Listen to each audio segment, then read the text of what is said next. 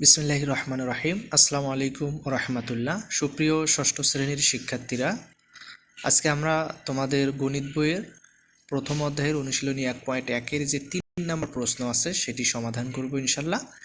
তো 3 নম্বর প্রশ্নে কি বলা আছে? 3 নম্বর প্রশ্নে বলা আছে যে নিচের সংখ্যাগুলোতে যে সকল সার্থক অঙ্ক আছে তাদের স্থানীয় মান নির্ণয় করো।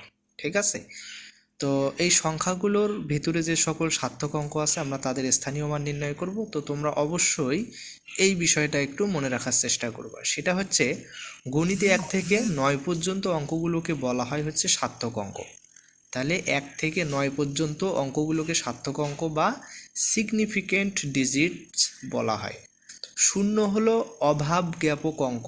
প্রশ্নে যেহেতু শুধু সার্থক অঙ্কগুলোর স্থানীয় মান বের করতে বলা হয়েছে, তাই আমরা প্রতিটি সংখ্যায় শুধু 1 থেকে 9 পর্যন্ত অঙ্কগুলোর মান বের করব, শূন্যগুলোকে বাদ দেব। ঠিক আছে, এটা একটু মনে রাখবেন। তাহলে আমরা যদি 1 নম্বরটা সমাধান করি, তাহলে ক নম্বরে আমাদেরকে দেখেন এখানে 72 দেওয়া আছে। তাহলে একক স্থানীয় অঙ্ক 2, তাহলে 2 এর স্থানীয় মান হবে 2 একক বা 2, আর 7 যেহেতু দশক স্থানে আছে তাহলে 7 এর স্থানীয় মান হবে 7 দশক বা 77। এক্ষেত্রে আমরা 7 নেব। 7-এর পরে যেহেতু একটা অঙ্ক আছে আমরা এখানে একটা শূন্য বসিয়ে দিলে আমাদের 7-এর স্থানীয় মান বের হয়ে যাবে। তো আমরা যদি একটু খ নাম্বার যে কোশ্চেন সেটা যদি একটু লক্ষ্য করি দেখেন, তাহলে খ নাম্বারের ক্ষেত্রে আমাদের এখানে ডিজিট আছে কয়টা? 3টা ডিজিট আছে। ঠিক আছে, তাহলে একক স্থানীয় অঙ্কে আছে 9, তাহলে 9 এর স্থানীয় মান হবে 9 একক বা 9। তাহলে 5 এর স্থানীয় মান কত হবে? 5 দশক, অর্থাৎ 5-এর পরে আমরা একটা শূন্য বসে দেবো, তাহলে 50। এরপরে 3 এর স্থানীয় মান 3 শতক, তাহলে 3 গুণন 100 আমরা এভাবেও বলতে পারি। এরপরে হচ্ছে দশকের স্থানীয় মান 5 গুণন 10, এইভাবেও বলতে পারি। তাহলে 300, অর্থাৎ 3-এর পরে যেহেতু 2টা অঙ্ক আছে তো আমরা ডান দিকে 2টা শূন্য বসে দিলে হয়ে যাবে। এরপরে গ নাম্বার যে কোশ্চেনটা আমরা যদি একটু সেটা লক্ষ্য করি দেখেন, এখানে 4টা ডিজিট আছে। তাহলে 3 এর স্থানীয় মান কি হবে? 3 গুণন 1 বা 3 একক। এরপরে হচ্ছে শূন্য, যেহেতু সার্থক অঙ্ক না এই কারণে শূন্যের মান বের করব না। তাহলে 2 এর স্থানীয় মান কি হবে? আমরা যদি একটু তাড়াতাড়ি বের করি দেখেন, তাহলে 2 এর পরে যদি 2টা ডিজিট আছে তাহলে 2 শতক বা 2 এর পরে আমরা 2টা শূন্য বসে দেবো, তাহলে কি হয়ে যাবে? 200।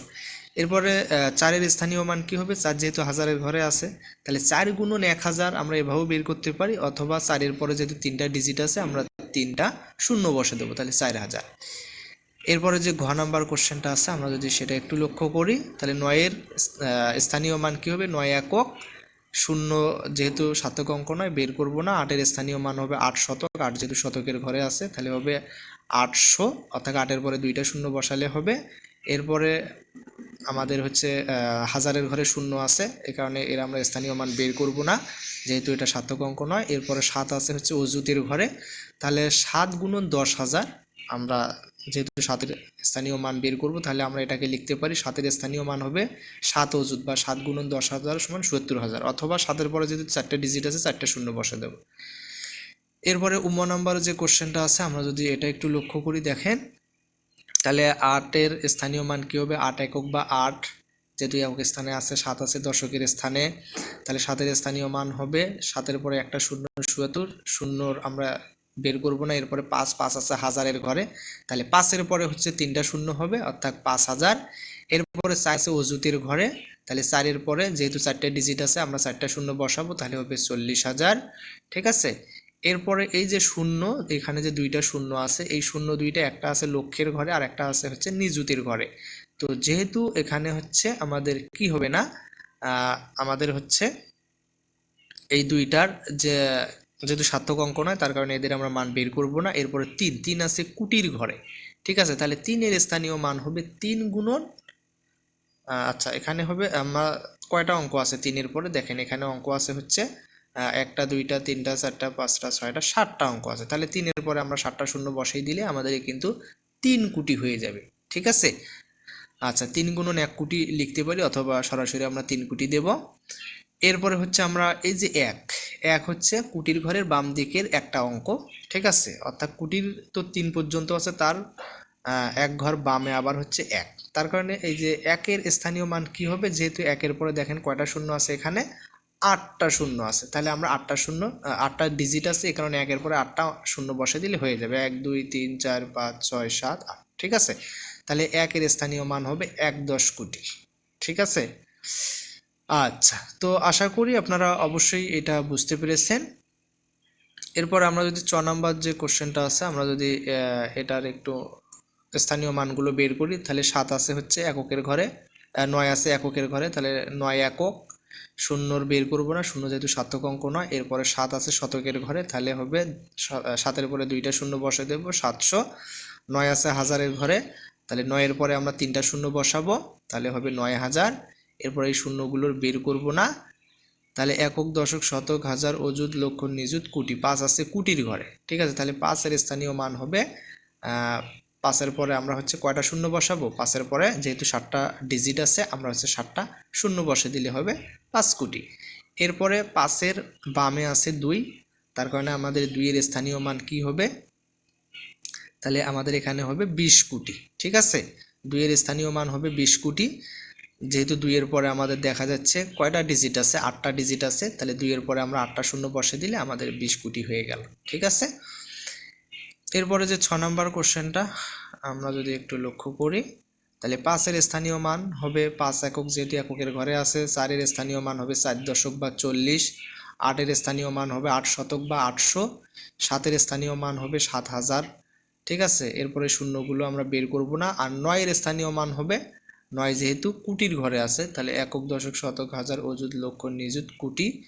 কোটির ঘরের এক ঘর বাম দিকে আছে, এ কারণে 9-এর স্থানীয় মান হবে 90 কোটি। ঠিক আছে, 9-10 কোটি বা 90 কোটি, একক, দশক, শতক, হাজার, অযুত, লক্ষ, নিযুত, কোটি, তাহলে 90 কোটি হবে। ঠিক আছে, এরপরে যে 5-এর স্থানীয় মান কি হবে, 500 কোটি হবে। যেহেতু 5-এর পরে কয়টা অঙ্ক আছে, 1টা 2টা 3টা 4টা 5টা 6টা 7টা 8টা 9টা, তো 5-এর পরে আমরা যদি 9টা শূন্য বসে দিই, তাহলে হবে 500 কোটি।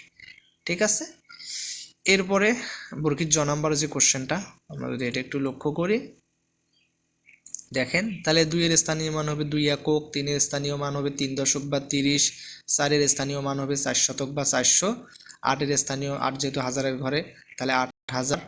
এরপরে 5 আছে অযুতের ঘরে, 5 অযুত বা 50,000। এরপরে 7 আছে হচ্ছে 7, আচ্ছা 7 আছে হচ্ছে লক্ষের ঘরে, তাহলে আমাদের হবে 7 লক্ষ। অথবা আমরা 7-এর পরে হচ্ছে 5টা শূন্য বসে দিলে, যেহেতু 7-এর পরে 5টা ডিজিট আছে, 5টা শূন্য বসে দিলে হয়ে যাবে 7 লক্ষ। এরপরে 9-এর স্থানীয় মান হবে 90 কোটি। ঠিক আছে, 9-10 কোটি বা 90 কোটি। দেখেন, যেহেতু 9-এর পরে আমাদের কয়টা ডিজিট আছে, 8টা যে ডিজিট আছে, 8টা শূন্য বসে দিলে আমাদের দেখেন একক, দশক, শতক, হাজার, অযুত, লক্ষ, নিযুত, কোটি, এরপরে 9, তাহলে 90 কোটি। আচ্ছা, এরপরে যে ঝ নাম্বার কোশ্চেনটা আছে, আমরা যদি এটা একটু লক্ষ্য করি, দেখেন, তাহলে এখানে 4-এর স্থানীয় মান হবে 4 একক বা 4। এরপরে 3 আছে হাজারের ঘরে, তাহলে 3-এর স্থানীয় মান হবে 3000। 2 আছে হচ্ছে অযুতের ঘরে, তাহলে 2 অযুত বা 2-এর স্থানীয় মান হবে 2 অযুত বা 20,000। এরপরে 9-এর স্থানীয় 9 আছে হচ্ছে লক্ষের ঘরে, তাহলে 9-এর স্থানীয় মান হবে 9 লক্ষ। এরপরে হচ্ছে 8-এর স্থানীয় মান হবে 8, যেহেতু কোটির ঘরে আছে, তাহলে হবে 8 কোটি। এরপরে 7 আছে হচ্ছে কোটির এক ঘর বাম দিকে, তাহলে 7-এর স্থানীয় মান হবে 77 কোটি। ঠিক আছে, এরপরে 5-এর স্থানীয় মান হবে 500 কোটি হবে। যে অথবা আমরা 5-এর পরে আমরা যদি হচ্ছে 5-এর পরে কয়টা অঙ্ক আছে, দেখেন এখানে 1 2 3 4 5 6 7 8 9, 9টা অঙ্ক আছে, তো আমরা যদি 9টা ডিজিট বসে দিই, 9টা শূন্য যদি বসে দিই, তাহলে আমাদের হয়ে গেল। ঠিক আছে, এরপরে আমরা 1-এর স্থানীয় মান বের করব। তাহলে এখান থেকে আমরা দেখতে পারতেছি কোটি আসলে কোথায় ছিল, এই যে 8। ঠিক আছে, তাহলে এখানে 10,578 কোটি হচ্ছে, তাহলে 1-এর স্থানীয় মান আমাদের কি হবে, 10,000 কোটি। ঠিক আছে, আমরা অথবা 1-এর পরে কয়টা শূন্য আছে, এই শূন্যগুলো যদি বসে দেই, যে কয়টা ডিজিট আছে, 1টা 2টা 3টা 4টা 5টা 6টা 7টা 8টা 9টা 10টা 11টা, তাহলে 11টা শূন্য বসে দিলে আমাদের এখানে তাহলে হয়ে যাচ্ছে 10,000 কোটি। ঠিক আছে, তো আশা করি আপনারা অবশ্যই এগুলো বুঝতে পেরেছেন। তো এখানে একটা সহজ টিপস, যেটা আমরা সমাধান করার সময় বলেছি, স্থানীয় মান বের করার সময় তুমি যে অঙ্কটির মান বের করছো সেটি লিখে তার ডানে কয়টি ঘর আছে তা গুনে নাও, যতগুলো ঘর থাকবে সেই অঙ্কের পাশে ঠিক ততগুলো শূন্য বসিয়ে দিলেই খুব সহজে স্থানীয় মান পেয়ে যাবে। যেমন আমরা এখানে দেখেছি, ঠিক আছে, তোমরা অবশ্যই বুঝতে পেরেছো। এখানে ক নাম্বারের উদাহরণটা আমরা দিয়েছি, তোমরা অবশ্যই দেখে নিতে পারো। তো আশা করি আমাদের আজকের ক্লাসটি অবশ্যই তোমরা সুন্দরভাবে বুঝতে পেরেছো। পরবর্তী ক্লাসের আমন্ত্রণ জানিয়ে এখানেই শেষ করছি। আসসালামু আলাইকুম ওয়া রাহমাতুল্লাহ।